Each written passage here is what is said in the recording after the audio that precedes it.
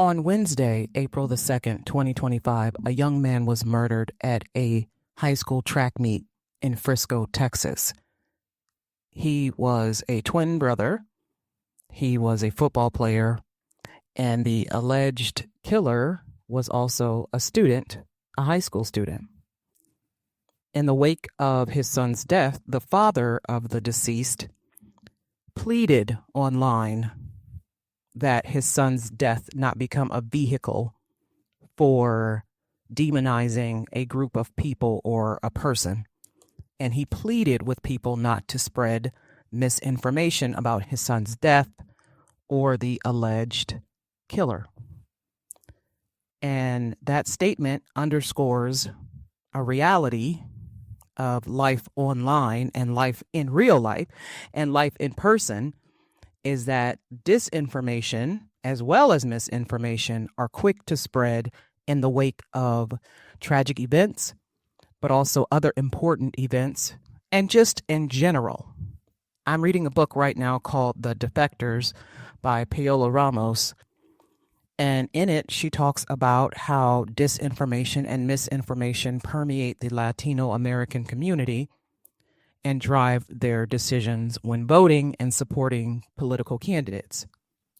Already, I have seen online multiple discussion boards and live discussion panels about the murder case, and people throwing out theories and opinions, and none of these people were there, by the way. They're just going based on what they read online.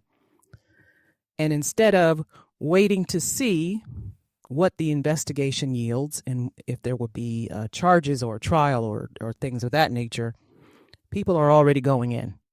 They're going in on the deceased, his family. They're going in on the alleged killer.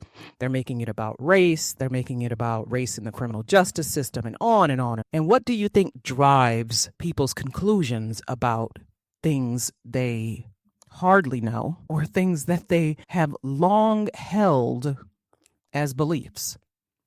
You guessed it. Disinformation and misinformation. I've got some explaining to do. Let's get into it.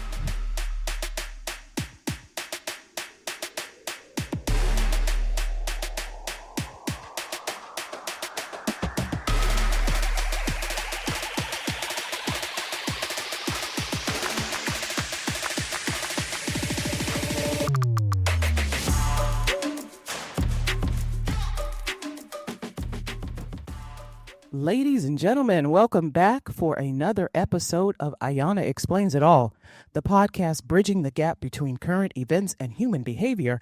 I am your host, your Black Muslim lady lawyer, Ayana Arfakir, coming to you pre-recorded from the state of Ohio, Northeast Ohio. I'm trying to get out in my garden and do some gardening, but the frost is literally scaring the plants back into the ground.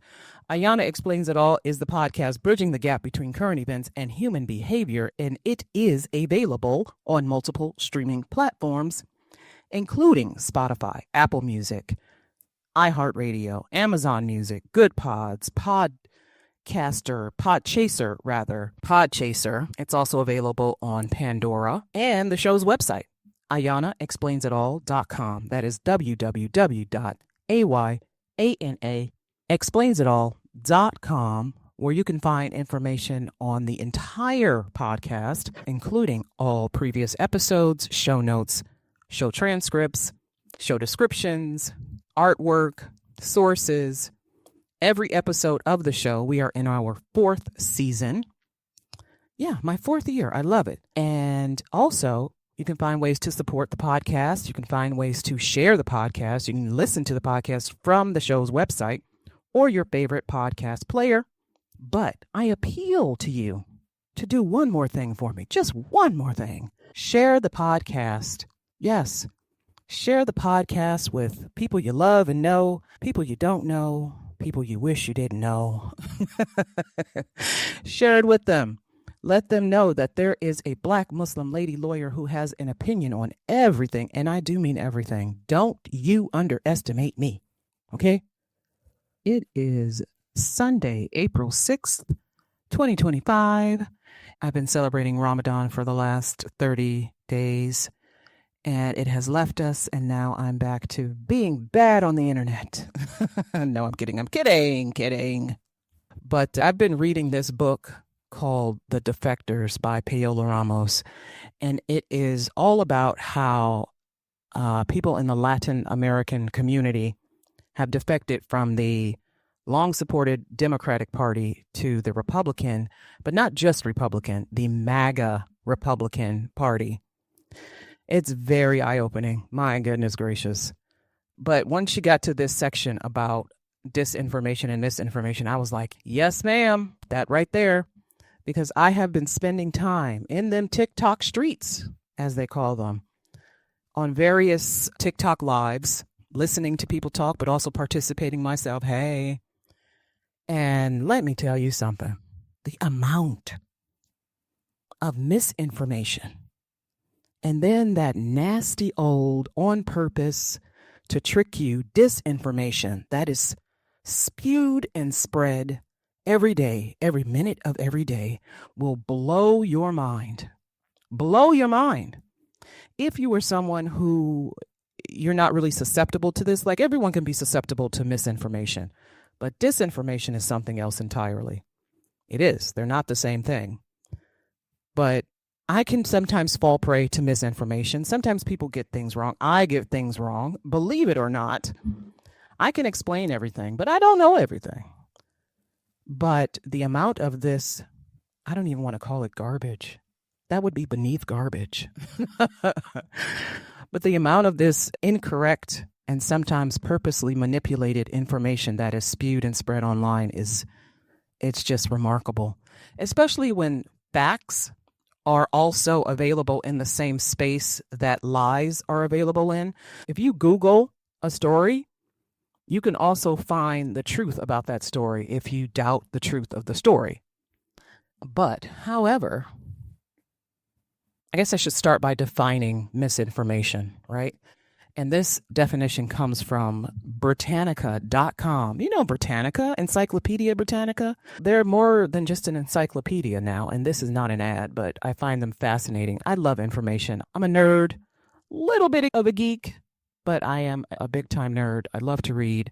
I love to get into deep dives into different topics and whatnot, but it says that misinformation is the inadvertent spread of false information without intent to harm, while disinformation is false information designed to mislead others and is deliberately spread with the intent to confuse fact and fiction. So, disinformation is deliberate, intended to confuse fact and fiction, and misinformation is false information spread without intent to harm. It's innocent. You probably picked up a story somewhere, and even though it wasn't true, you didn't know it wasn't true, but you posted it online. Like we see this a lot on probably Facebook and Instagram the most when we talk about people's relationships. So-and-so is getting a divorce. So-and-so cheated on their spouse. So-and-so got a baby out of wedlock. So-and-so said this about their husband or wife, and it turns out that the story is not true, but it's made its way around the world 100 times and is reposted on every blog, and people are going into their hair salons and barbershops and into their little WhatsApp group chats talking about who's getting divorced and who cheated on who and who's having a baby and who went to some award show with this person and who's showing leg and boob and butt and all this nonsense. And then when the stories are revealed to not be true, people don't care as much about that because they've already got the lie into their head. They've already made up their mind about the person that the lie was told about. They've already moved on to something else. Whereas disinformation is the rumors that people start in order to hurt someone's reputation, to harm someone's reputation, or perhaps just to get their rocks off. There are people who actually get a rise. They get dopamine from making up lies and watching the lies spread and seeing who's going to believe the lies and seeing what blogs are going to pick up this story and have their name out there in the news. Those people get sued quite a bit.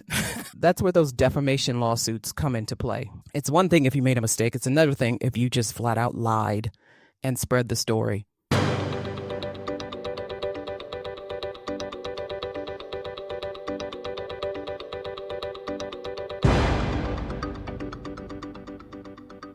One thing I've noticed online is that there is a lot of Google doctoring, Dr. Google, where people are literally providing medical advice to others online or diagnosing people online. You're reading something or you watch a video and you go, oh, that person is bipolar. They have all the symptoms. Or that person has dementia. Like people will watch a video of Donald Trump or Joe Biden and go, they have dementia. Suddenly everybody's able to diagnose what dementia is. It's incredible. It's incredible. All these doctors, no one went to medical school. People just Google symptoms of whatever disorder they think it is, and they go, oh, I have all those symptoms. I have cancer. I have ADHD. And I actually have ADHD. I was diagnosed by an actual doctor.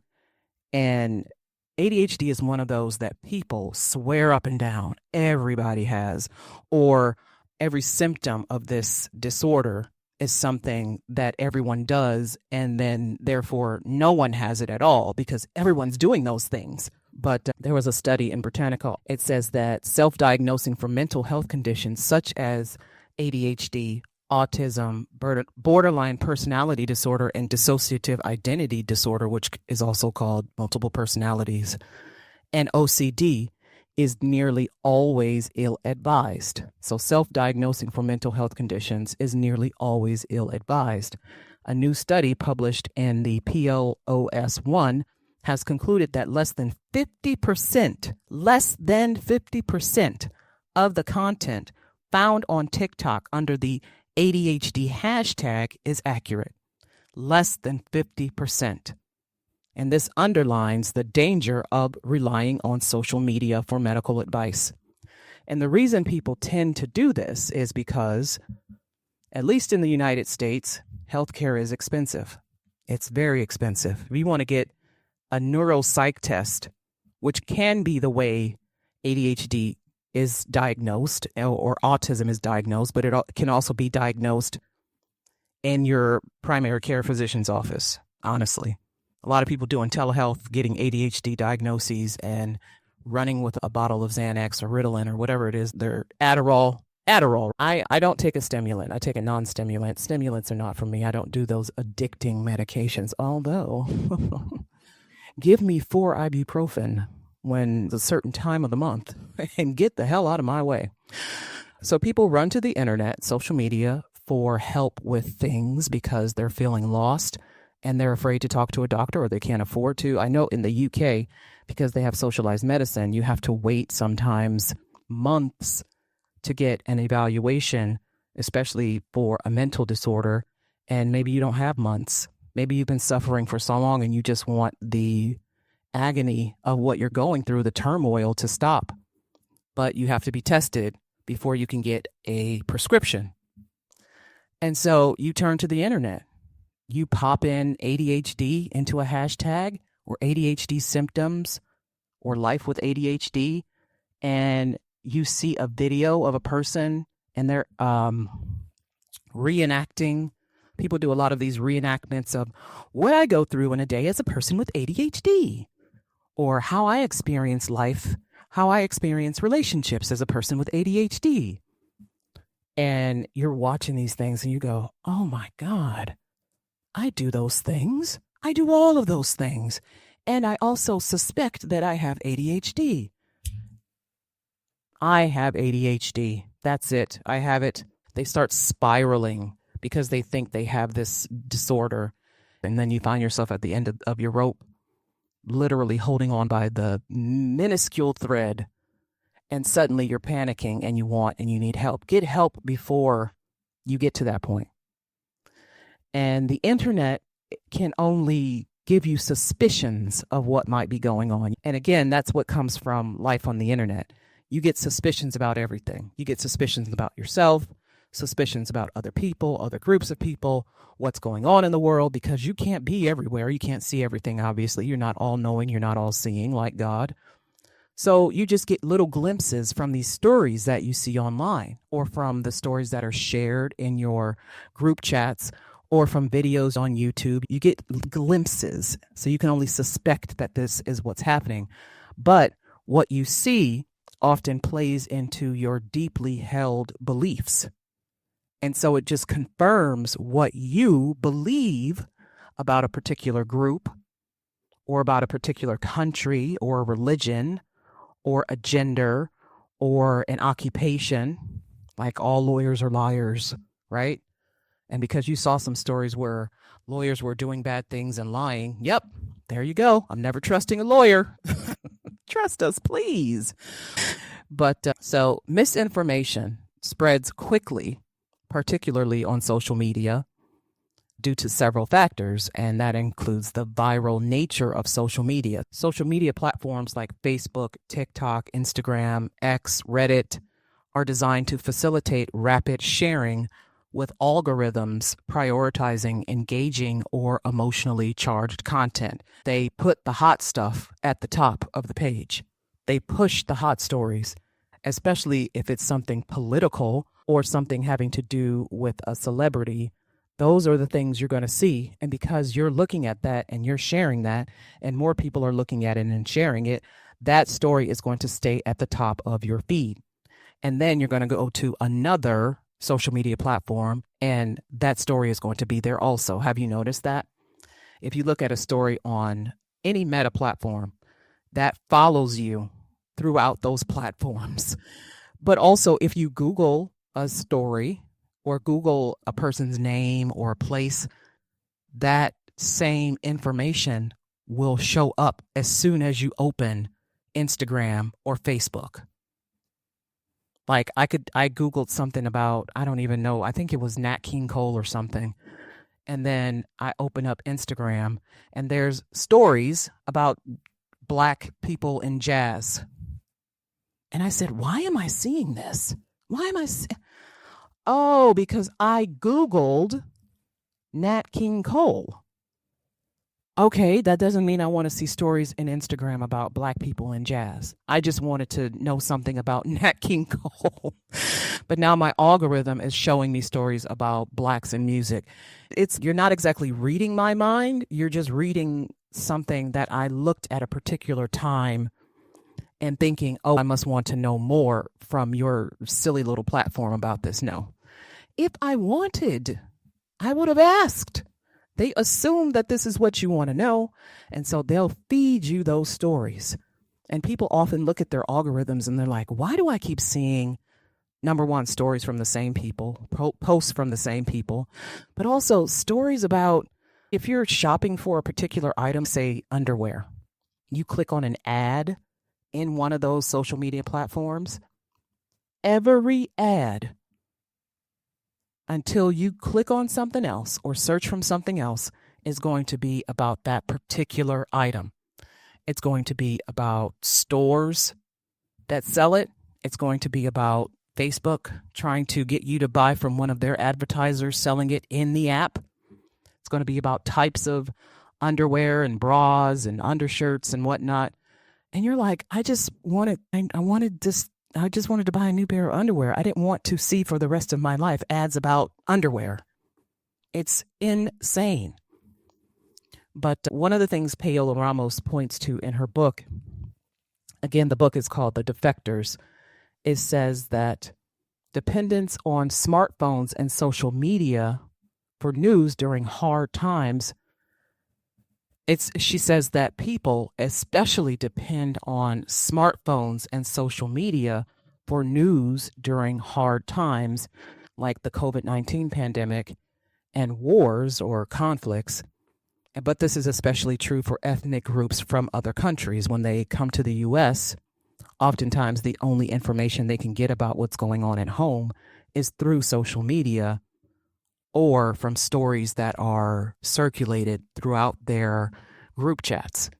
Now, WhatsApp is really good for people sharing stories that are not fact-checked and for people believing wild conspiracy theories about others and about countries and about conflicts and voting and politics in other countries. It's remarkable how people do not bother to stop and check to make sure that the information, number one, they're reading is correct, but number two, that they're sharing is correct. People do not bother to stop and check to see if the information is correct. And there are so many different ways you can verify something. You could look in a book, you can look in a textbook even. But you can also, I know everybody says Google it, but Google is as full of misinformation and disinformation as it is full of correct information. And nowadays people are using AI like ChatGPT as their Google. Hey, ChatGPT, tell me about the War of 1812, and it spits out a bunch of information. Now, it might be correct, it might be true information, or it might be false. Sometimes ChatGPT gets things incorrect. It does. It just does. And sometimes it uses sources from Google or other search engines as the source of the information that it's giving you. It just makes it easier for you to have all of those sources lined up right in front of your face. And sometimes it just makes shit up to appease you. Oh, you wanted to know about this? Here's what I think you should know about this. That's the other thing. It's telling you what it thinks you should know. And it's like quick and dirty sometimes. And you have to be very specific if you want more specific information. But it's telling you what it thinks you want to know or you ought to know or what you should share about this particular topic. Again, it is up to the person to verify that the information they are reading is correct. And how many people are doing that? How many people are doing that? Because facts ruin arguments. Facts ruin biases. They ruin your prejudice. They ruin the point that you want to make about something. They ruin that gotcha. We always try to go gotcha when we're having debates and arguments with people. And we use these little tidbits of information that we learned about a particular topic or a politician or a celebrity or your mama or your daddy. And when it turns out to be false, then that deflates the balloon, doesn't it? And it takes all of the excitement out of the argument. Paola Ramos goes on to say that overexposed to high volumes of disinformation and misinformation through the channels they use, especially WhatsApp, these mediums, these stories that they're sharing over the mediums gives people a sense of intimacy, privacy, and comfort, but it also makes them vulnerable to deception because, as I said, there are no fact checkers. Sometimes people share a YouTube video that's not verified, and now Facebook is no longer safe for sharing information due to their removal of certain fact-checking tools. Remember when Mark Zuckerberg announced this? I don't think they reversed this. See, now I got to check. Ooh, let me check. I feel like I read that they were rolling back this when he announced that he was going to allow users to be fact checkers for stories, and he was going to remove the actually hired fact checkers for his agency for Meta. Let me see. Facebook. I'm just going to Google here. Facebook fact checker. Oh, no. Here's a story from ProPublica. And it says, Facebook boasts viral content as it drops fact-checking. Now, let me read beyond the headlines here. It doesn't say anything about reversing this, but it says, hours after Donald Trump was sworn in as president, users spread a false claim on Facebook that Immigration and Customs Enforcement was paying a bounty for reports of undocumented people.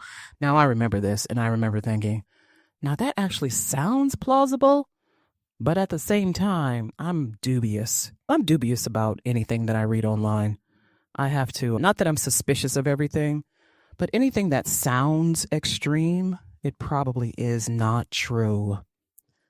But it says this spring, which I guess is now, Meta plans to stop working with fact checkers in the U.S. to label false or misleading content, the company said on January 7th. And if a post like the one about ICE goes viral, the pages that spread it could earn a cash bonus. Meta CEO Mark Zuckerberg also said in January that the company was removing or dialing back automated systems that reduce the spread of false information. At the same time, Meta is revamping a program that has paid bonuses to creators for content based on views and engagement. You know what that means. Potentially pouring accelerant on the kind of false posts it once policed. The new Facebook content monetization program is currently invite only, but Meta plans to make it widely available this year. Wow. It says the upshot, a likely resurgence of incendiary false stories on Facebook, aka disinformation.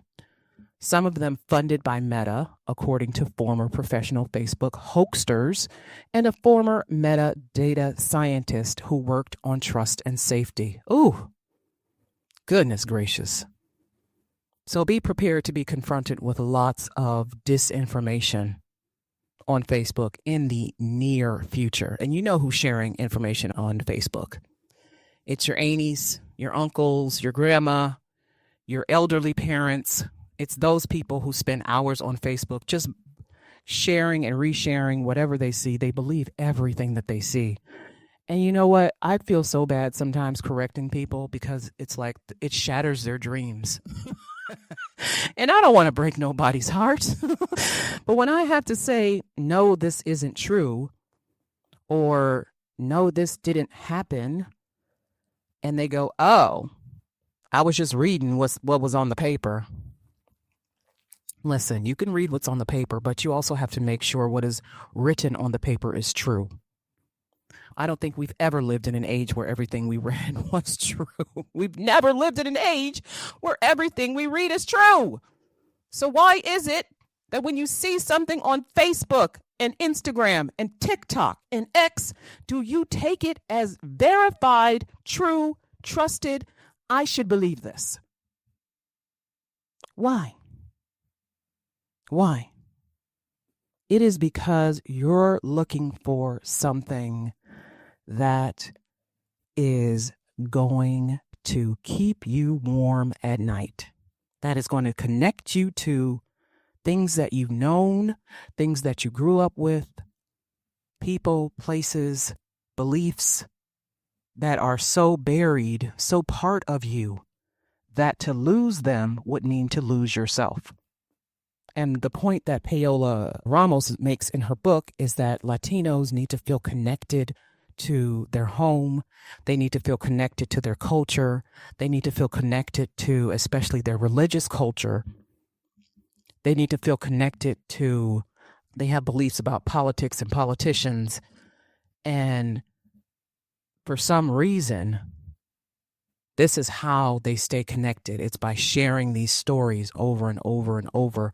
But there is no accounting for if the stories are true or manipulated, or if someone just made a mistake. There's no accounting for it. But the same thing is true of Black communities, white communities, other ethnic communities, other cultural communities. In fact, misinformation and disinformation, they're now driving legislative policy. They're driving executive policy. What do you think is the reason behind why immigrants are treated with disdain in this country, in the United States, to the point where the president is telling ICE agents to go out and round up every immigrant who is here on a green card or a student visa, or someone who's applying for asylum, or someone who looks like they might belong to a Venezuelan gang, or someone who just inadvertently overstayed their visa? Round them up, send them back. Round them up, send them to El Salvador. It's because of prejudice and misinformation and disinformation purposely spread about, number one, immigrants being dangerous. We hear this all the time. My God. Just because someone is from another country, they're dangerous? Oh. We have to fear foreigners now?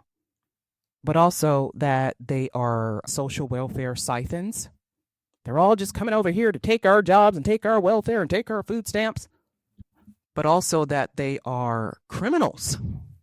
They're coming over here to rape us and kill us and murder us. But another lie that is spread often and circulated even by people who know this is not true is that the U.S. has open borders. We do not have open borders. We do not have open borders. We do not have open borders. What we have is a system of immigration that allows people to come into this country, whether it is for a visit, for business, for a job, for marriage, for temporary work. Then there are those people who find a way in all on their own. They have to sneak into the country because we do not have open borders. We don't. We have heavily policed borders. We have checkpoints. We have ports of entry. You ever been to Canada? If you're from the United States, have you ever been to Canada? Are you able to just walk your ass into Canada? No, you're not. Are you able to just waltz your ass back from Canada into the U.S.? No, you're not. And you know why? Because we do not have open borders. We don't. Even if you came here on a boat, that's not an open border, honey. It's not. But that's a lie that's spread. It spread so well. Even when you know that it isn't true, you have to stop and think, wait a minute. Don't we have open borders? I think, no, we don't have open borders. Sometimes you hear something enough that you start to believe it's true, right? You hear a rumor so much that you start to believe it's true because it's a story that's always been told. Never mind that the story isn't true. Like that Christopher Columbus lie, honey. Now that was disinformation. That was disinformation. They wanted a hero so badly for the Italian people that they made Christopher Columbus Day and made Christopher Columbus the hero. And then when you, as people say, do your research, you found out that he was an ancient genocidal maniac who enslaved people in the West Indies, stole all of their resources, but he was also an idiot, but he also liked to kill people. And he definitely did not discover the United States of America. He made it to the New World, the West Indies. But when you're a kid and you're in elementary school, they got to tell you something about this place, right? They got to tell you something about how this is formed without putting in the scary bits.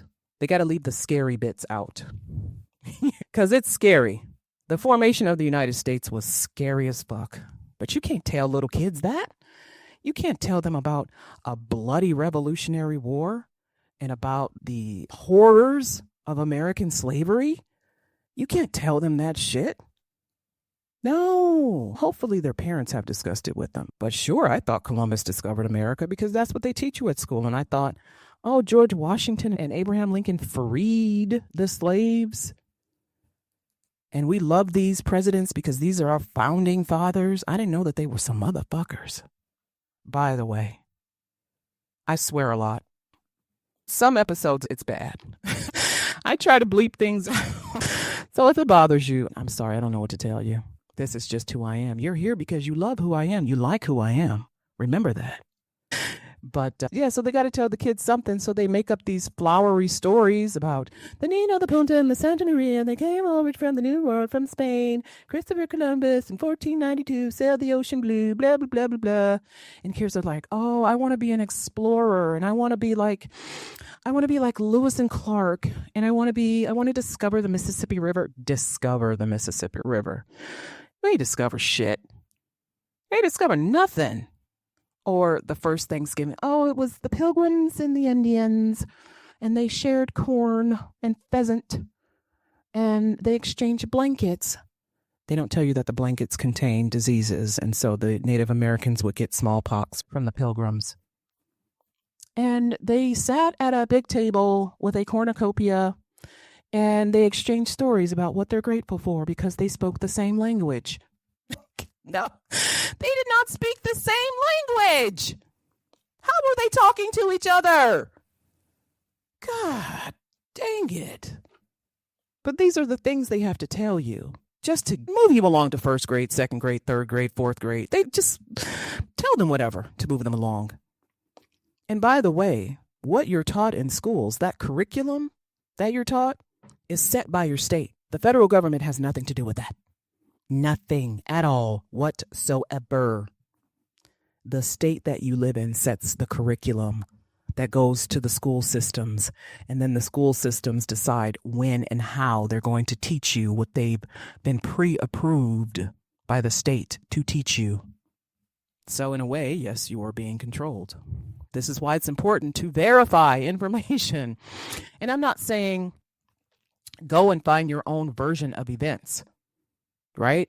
There are people who, listen, people will fault me for doing this because I do this to myself. People will say, Ayana, why are you listening to this stuff if it's crazy and it's false and it drives you crazy? But there are people who insist that their version of history is the correct version and that the version we learned in school and college or that we read in books is false, but the information they read in their books is true. And I listen to these people talk and I listen intently because I want to understand why they think what they learned is the truth or what they read is the truth, but what everyone else read is not true. And there really is no distinction except they believe what they believe, period. Or they think that the authors of their books are more trustworthy than the authors of the books that you read or I read. Or so, like, for instance, we know that the father of Black American history, like the teaching of Black American history in the United States, is Carter G. Woodson.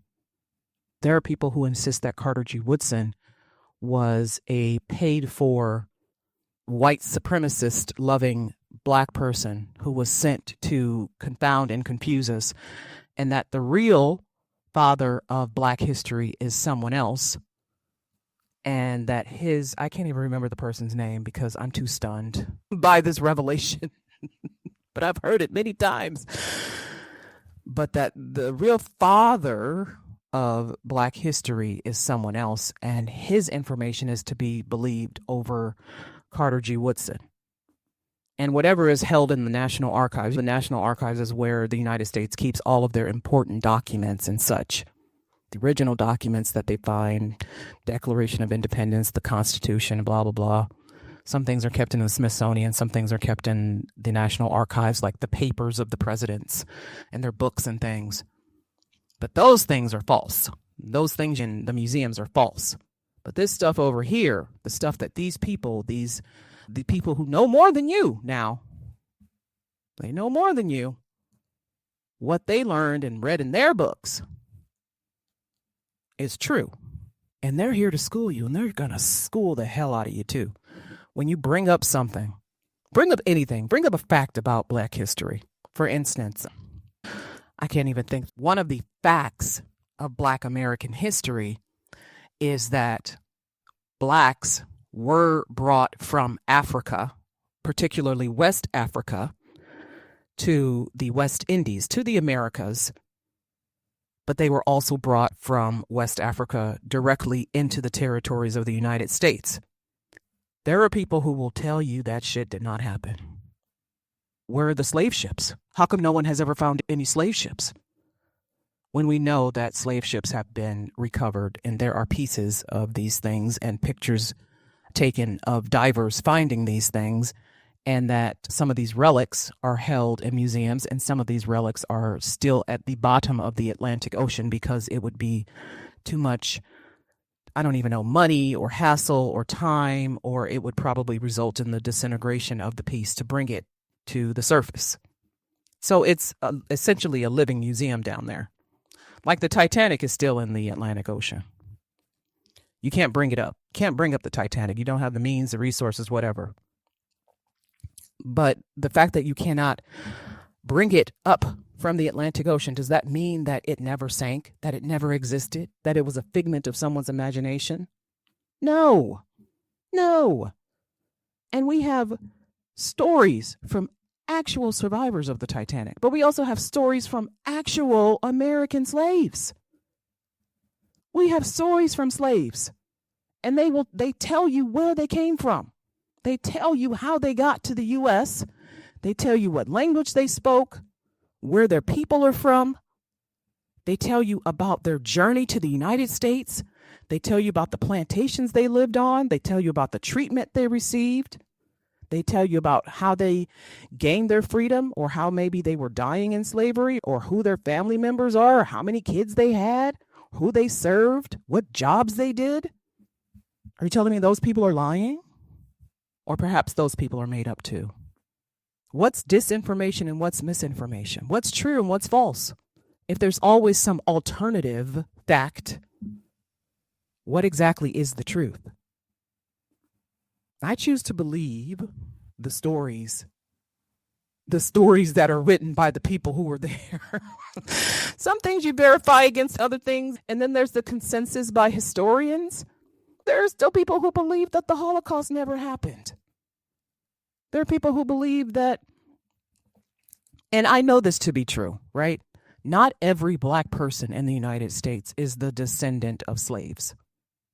But because you're not the descendants of slaves does not mean that your people weren't at one time on the continent of Africa. There are Black people who came from Africa who were not slaves or their descendants. Yeah. Oh my God. Believe it or not. It's just remarkable. And I listen to these people talk and I'm just like, how are you not dead yet? Because your brain, it smells like it's rotting. One of the things Paola Ramos points out in her book is that we are often glued to our screens. We're glued to TV screens and telephone screens, and we become overexposed to myths, dangerous information, and a technological environment that doesn't have the mechanisms to monitor falsehoods. And we see this a lot on social media. But there's also deceiving talking points that are pushed out through online echo chambers. And social media tends to make us vulnerable to misleading information. And what else? What are some myths that are circulating currently? One that you might hear a lot about is election fraud. Every time someone loses, it's the result of fraud, right? Now, we know that there was proven interference in the 2016 election by Russian operatives. That was proven. Now, how far that went, so far, the extent of it, we know that it was to push misinformation and disinformation through social media, especially what was at the time Twitter. There were literal people, bots, whatever, paid to stir up trouble amongst different groups of liberal Democrat posters, accounts. There were people paid to post false stories about political candidates, Hillary Clinton, Joe Biden, and Kamala Harris. There were people who were paid to make comments that were inflammatory when they saw a positive story about these people. And we know that some of that was paid for by another country, Russia, to be exact. And there are people who still deny that. And even though we went through a whole impeachment trial that talked about it, even though this information is widely available, it's widely available, people. There are still people who deny it. But that denial is not from nowhere. That denial is purposeful. That denial is because even when presented with facts, because someone has a long-held belief, the facts cannot sway them. The facts do not sway them. The facts will never sway them. So when we're on these online chats and these debates and things, and we're throwing facts at people who are telling lies, the facts are not getting through. Facts are not getting through. And you know why? Because you have to teach people what to believe. You cannot just throw facts at them. You have to teach them what to believe. And that becomes their belief, and that becomes their long-held belief. And so they will believe facts about a situation. They will believe the facts about something. They will believe the facts about history. They will not believe the misinformation and the disinformation, because they have been not programmed, but they've been taught how to discern lies from truth. They've been taught the version of events, for instance, about World War II and the Nagasaki bombings and the Holocaust and the formation of the United Nations and all this other stuff. They are not taught the conspiracy theories. And conspiracy theories are so popular on the internet. My God. People live in an alternate fucking reality, and it's very dangerous. Conspiracy theories are the hallmark of a delusional disorder. And I ain't diagnosing nobody, okay? I'm just saying. People who believe that shit tend to have a delusional disorder. There are people who only believe conspiracies about things, about situations. Only believe the alternate, is it alternative or alternate? Alternate. They only believe the alternative facts. They only believe the other version of events.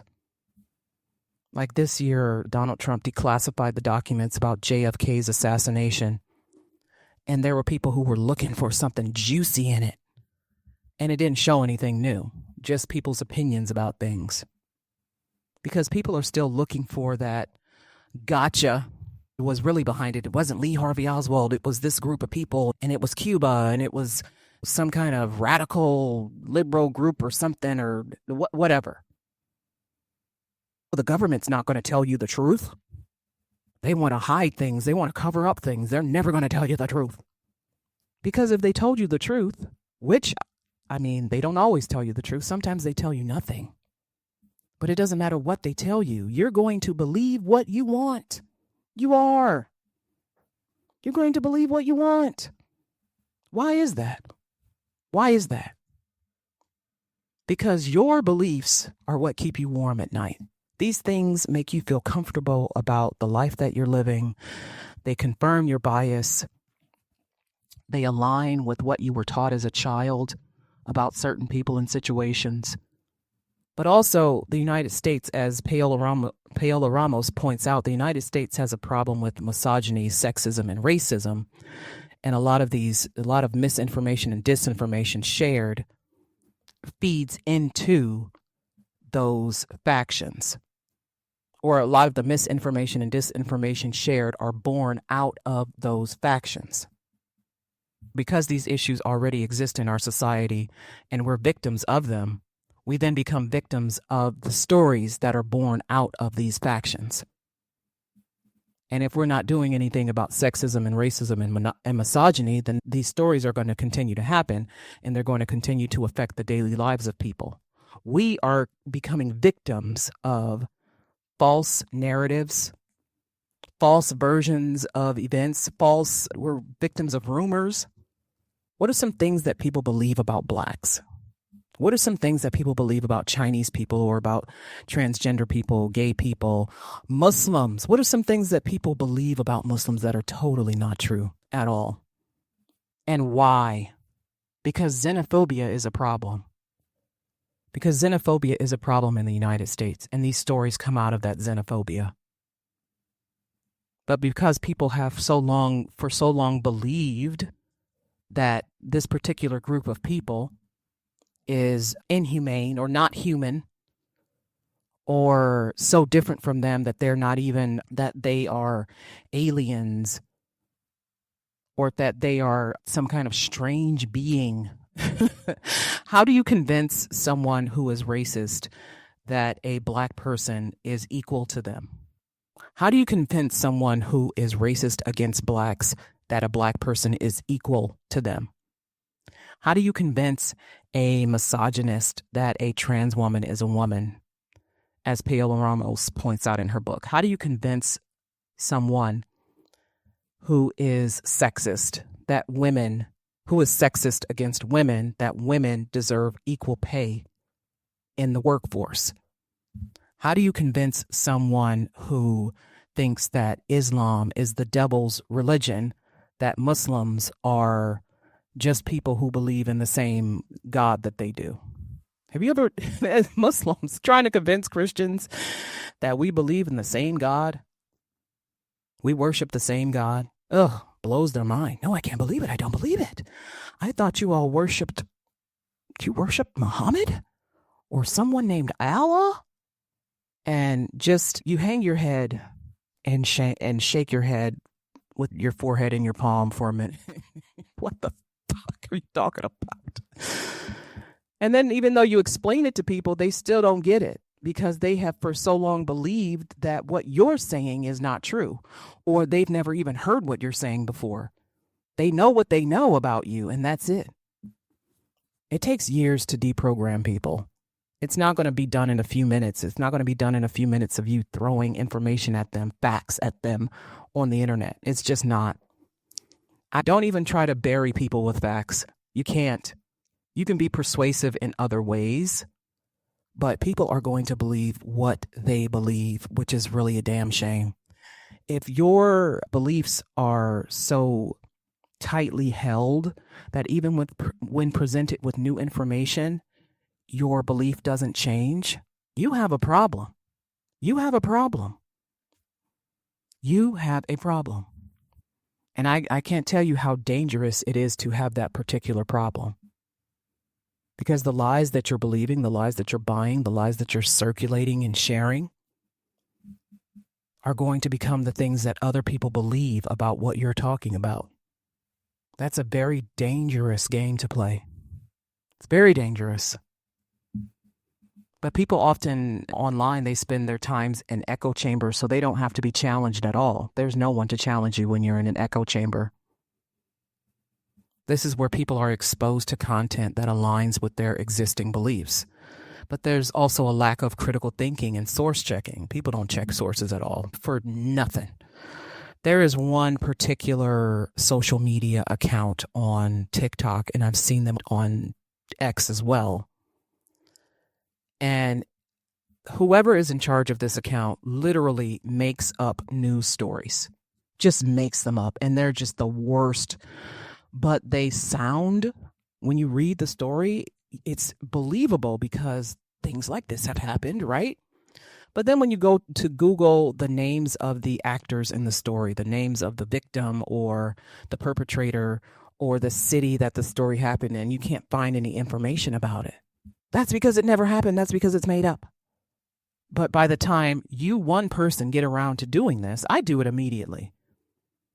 But the story has already been spread 1,000, 2,000, 10,000 times over, and people believe it.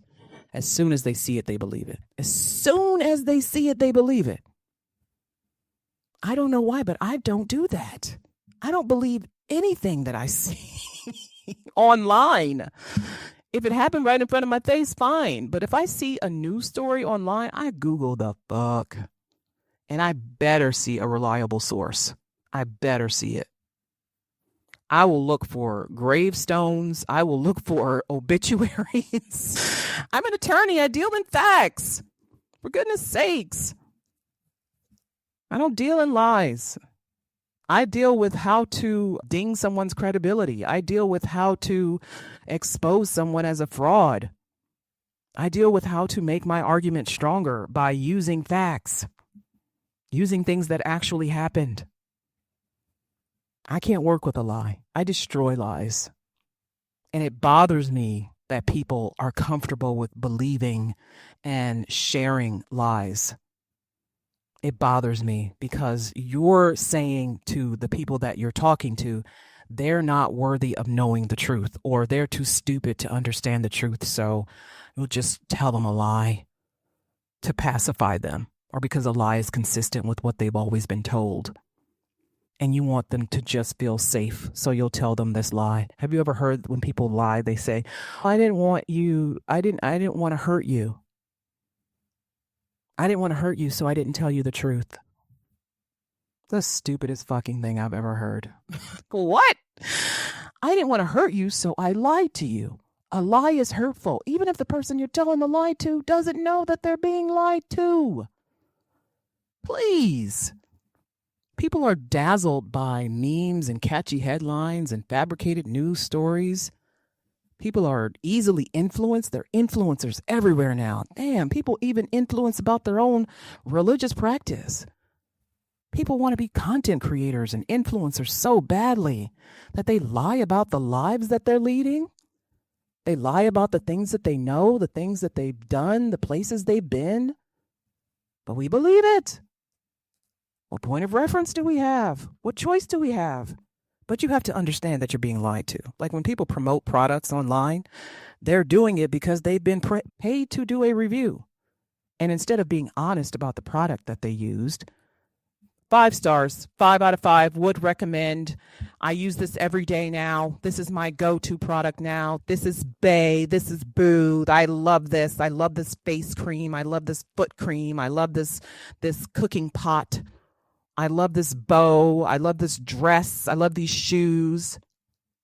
Anytime I see Amazon reviews and they're 5 out of 5 in a row within the same time frame, I know it's bullshit. I know it is. I know these people were paid to do this. Even if you're paid to promote a product, if the product doesn't work for you, it's okay to say that. And some products take a while to show if they're going to be effective or not. And how are you not giving it time to work, to see if it'll work before you're already online going, oh my God, this is the best thing ever. You guys better run to the store and buy this out. I already bought 5 of them. This is amazing, you guys. I smell like angels. I smell like a garden full of roses. And I've just gotten stopped on the street so many times, and people want to know, what is that scent you're wearing, girl? And I tell them. And I'm sure I'm not going to gatekeep this. I am not going to gatekeep this. Now, me, being who I am, a natural born skeptic, I'm going to Google that product and look at the reviews from other places. Most of the time, the reviews align with what I'm thinking. Yeah, this person was paid to do this, and maybe it doesn't work as well as they say. And it's okay to doubt what people are saying. It's okay to find out for yourself. And hey, maybe you buy a product and you try it and it doesn't work for you. That's why stores have return policies. Keep your receipt, darling. But one of the most glaring examples of misinformation, disinformation, conspiracy theories, of course, is the COVID-19 pandemic. And I know I'm tired of talking about this, but this is one of the best examples. If you are looking for an example, this is the one. So much misinformation, number one, was spread about COVID-19, about the virus itself, and about treatment for the virus. But also, people were falsely claiming that 5G technology was somehow linked to the spread of the virus. 5G technology. I have a 5G phone. What I've never had before is coronavirus. Thank God. But the misinformation gains traction because it's sensational. And when you're already scared and you're looking at these headlines and you just get even more scared and, oh my God, the aliens are coming. But it aligns with fears about the unknown, such as the rapid spread of a virus and new technologies. I think by next year, they'll probably have 6G, and 6G will be what's causing people's feet to fall off into the water and they're washing up on the shores of Long Island or something. But social media plays a big role in this. Posts claiming to explain the supposed link between something like 5G and COVID-19 went viral, and they reach millions of people. And who's making money off of that? Yeah, people are making money off of those clicks. When you click on a link to a story, advertisers are giving money to the social media platform, number one, but also the people who write the stories, the people who promote the stories, they're making money too. And no one is making money off of whether the story is true or not. If I see a story and somebody asks me to post a story and they'll give me $100, if it's not true, I ain't posting it. But there are people who go, okay, I'll post it, without regard for the truth, the veracity of it. But the consequences of it are very real. The story may be false, but the consequences are real. The lies, the false claims about whatever contributed to coronavirus and the spread of it and treatment for it became how people decided to attack others, right? Like Asians. When someone gets on TV, a certain someone gets on TV and calls it the China virus, Chinese people who are not Chinese, but they look Asian, they're attacked. And then what happens? The government has to come up with legislation to protect these people. And it's an anti-Asian hate crime bill. It's insane. It's insane. It's all because people believed that Chinese people were the source of the virus. Now, maybe China was, right?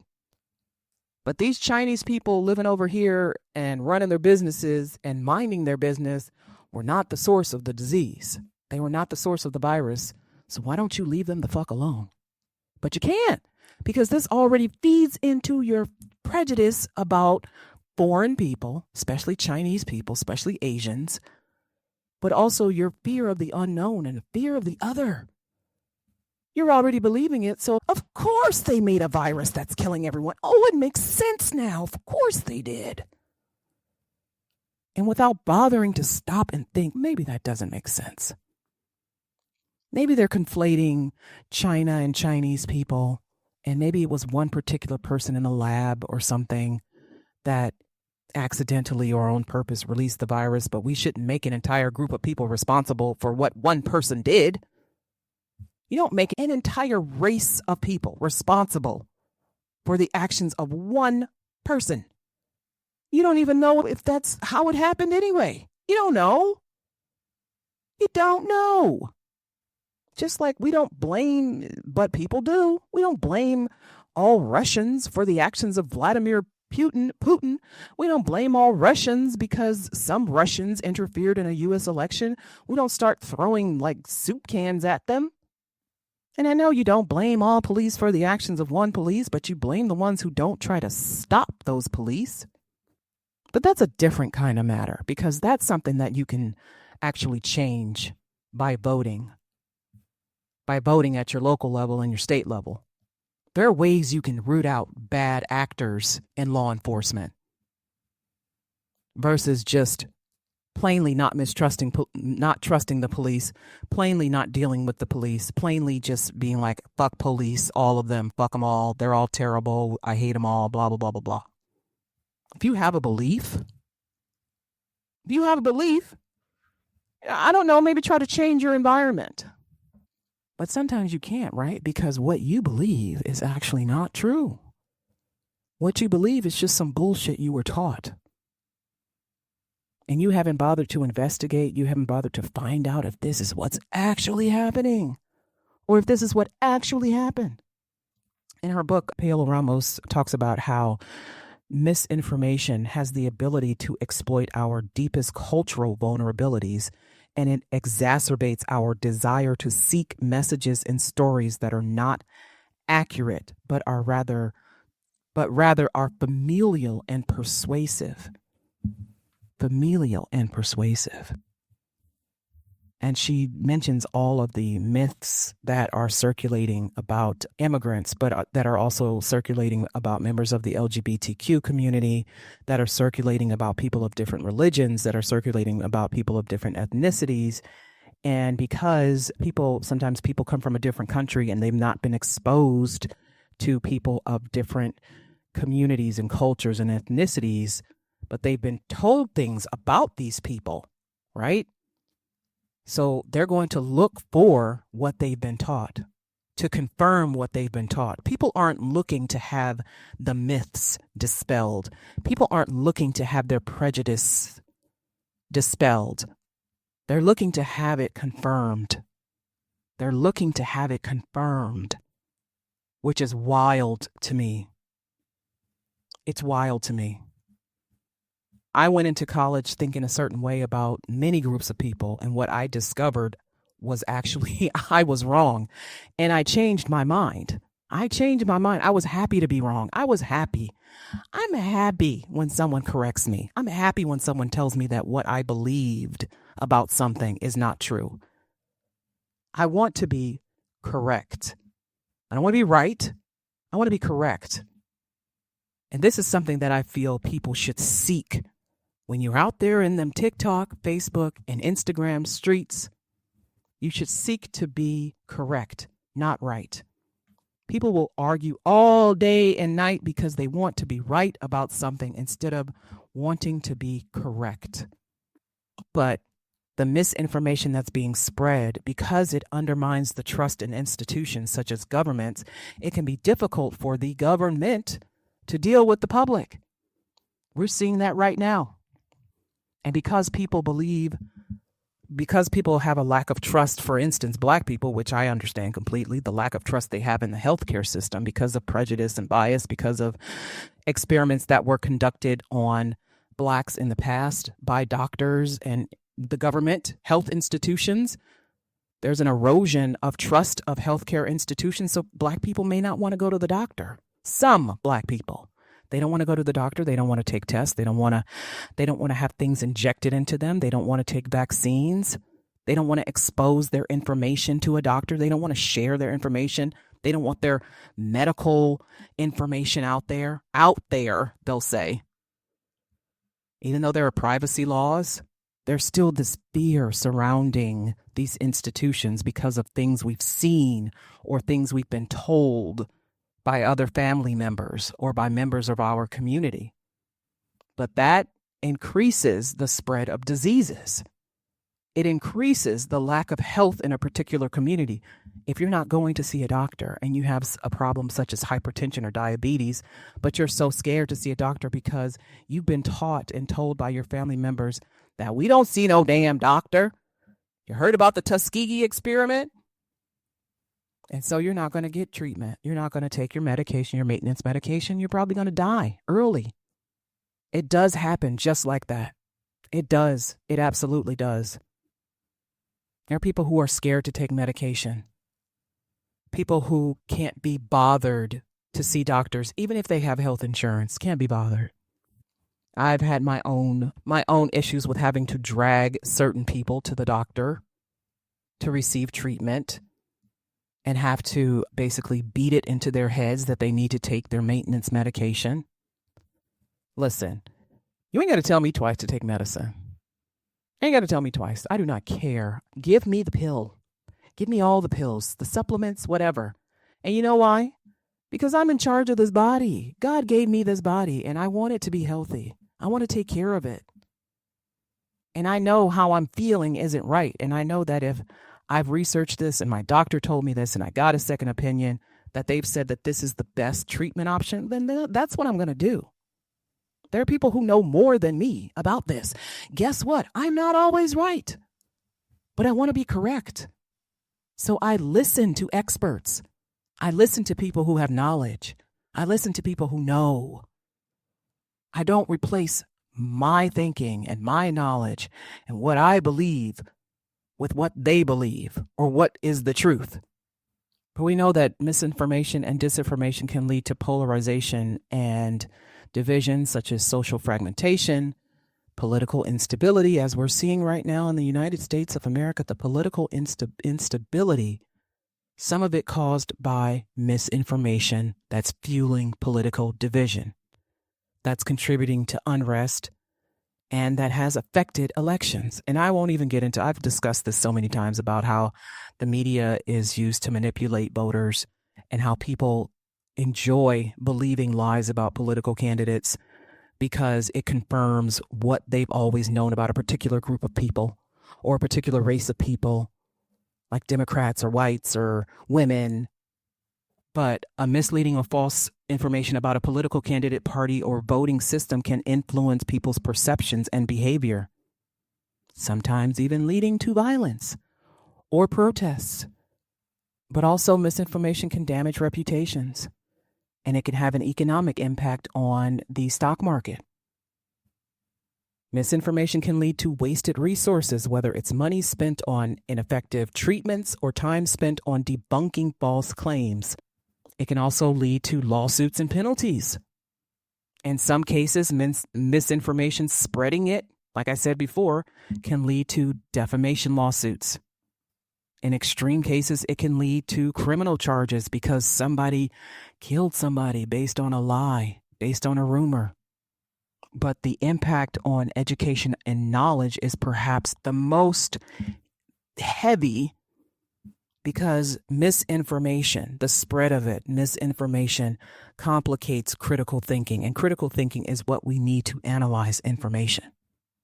Misinformation makes it harder for people to develop strong critical thinking skills as people will trust unreliable sources or become less discerning about the information they consume. Even when you encourage someone, you tell someone to read beyond the headlines. If you follow me on social media and you see me commenting on news stories, I will often go, for the love of God, people, please read the entire article. And people will comment the little laugh emoji because people don't read the entire article attached to a headline for. And let me tell you something, those news sites, even your local news sites, they are posting inflammatory headlines just to get the engagement. Just to get the engagement. And you're giving it to them. You're commenting on the story because of the headline you read. I read a headline, I go right to the story. I don't comment shit until I've read the story. I don't comment anything until I've read the story. They purposely leave out important details because they know if they put those details in, you're not going to comment on the story. You're just going to read their little caption and keep it moving. They want you to comment. They want you to click on links. Clicking on links, it doesn't do anything for me. It doesn't matter to me because I get to read the information that they're putting out. And when I read the information that's actually in the story and then I read the caption or the headline, I'm like, wait a minute, y'all lied. Oftentimes you will find the lie. They lie. Yes, they do. They lie. WKYC Channel 3, 19 Action News. When they post on Facebook a caption or a headline, sometimes they lie. And they do it just to get you worked up to talk about what you saw, just to comment, to get the traffic to their page. And it is a shameful behavior. It is shameful that news organizations do that, but if you're not verifying it, if you're not holding them to account for it, hey, they're just going to keep doing it. And now there's no fact checkers on these social media sites anymore, so they can keep getting away with it. It doesn't matter how many times you report a story as false. If there's no one there to care that it is false, then it won't be stopped. That leaves it up to you. That leaves it up to you to actually check the date of something, check the people, the names mentioned, check local. When you see something from a national news agency, check the local news to see if this is what happened, to see if how they're reporting on it. Do reverse image searches. You see a picture online of somebody, of a couple or a person, and they look sickly, or somebody just had a baby, or somebody got married, or you see a picture of somebody and they're saying they're accusing this person of a crime. Do a reverse image search on Google to check if an image has been used somewhere else or it's been altered. If you see a picture of tornado damage or hurricane damage, sometimes that shit is not true. Sometimes that picture has been altered to make it look like there was a hurricane or a tornado, or to make it look like it's worse, or to make somebody look like they were doing something heroic during this event. People will take those images and they will use AI. I saw this once. They had Trump in a big body of water after a hurricane, and he was carrying alligators or puppies or some shit. And it was like, that never happened. It never happened. We don't touch water. No, I'm kidding. I kid. But if something makes you feel outraged, afraid, or extremely proud, then you need to pause. Because disinformation, remember, is often crafted to exploit emotions and bypass logic.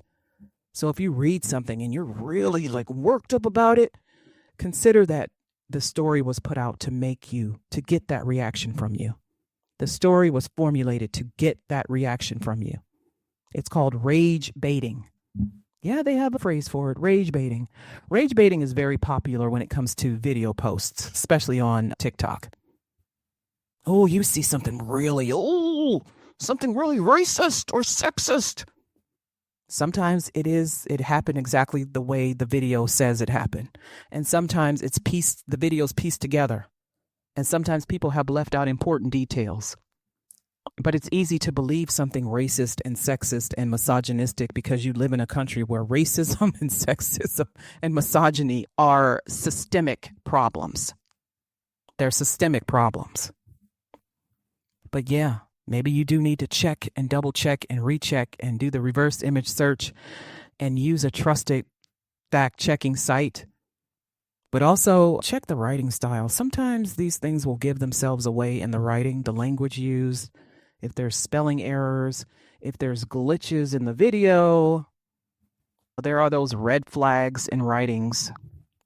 Sometimes you think that real journalists won't lie to you, and most of the time they don't, but sometimes they do try to lie and manipulate. They do. But you also have to look for expert consensus on a particular topic or a story or historical happening. Is a claim backed by multiple experts or scientific bodies? If only one person is saying something shocking with no peer support, like scientific studies that people believe about, let's say, vaccines causing autism, if only one person is saying something shocking with no peer support, it's likely suspicious and probably false and probably created to enrage people, to get people worked up. Don't allow politics and other stories, political things that you see and talk about and discuss, don't allow these things to make you crash out without verifying what's happening, what you're seeing, what you're hearing, what you're reading. Don't crash out over this shit until you know if it's true or not. And then, even then, approach things calmly and rationally so you can think through a solution. Think through to a solution for the problem. You can't do that if your head is on fire. You can't. But you always have to consider when you read something or you see something, if someone is trying to manipulate your opinion, push an agenda, or sell something. Remember, disinformation often serves a purpose that is political, financial, or ideological, and misinformation also serves a purpose, and that is also to manipulate. It's sometimes deliberately spread by bad actors, including extremists, foreign governments, groups used to destabilize societies, to manipulate a situation. They're both tools of manipulation, but one of them is purposeful. One of them is purposeful. It's purposely set out to enrage you, to manipulate you. Whereas another can be inadvertent, mistaken. But because people are lazy about checking sources, because people are lazy about verifying information, misinformation can still do as much damage as disinformation. So you have to be careful out there in them streets. You gotta be careful. You have to be careful because bad actors have leveraged this new information ecosystem by deliberately spreading disinformation and misinformation to influence public opinion regarding many topics, including vaccines, international affairs, political candidates, U.S. government, and other critical topics. Some have the intention of sowing distrust between people, but sometimes these things lead to a rise in hate speech, hate crimes, political violence, intimidation. They present a challenge to those who are trying to affect change, because you can't affect change when the people are against you because they have these long-held beliefs. And while you've tried to get them on the side of facts and believing the truth, they simply will not budge. So remember, be careful out there in them streets and verify, verify, verify. This has been Ayana Explains It All, brought to you by Facts, Figures, and Enlightenment. Take care.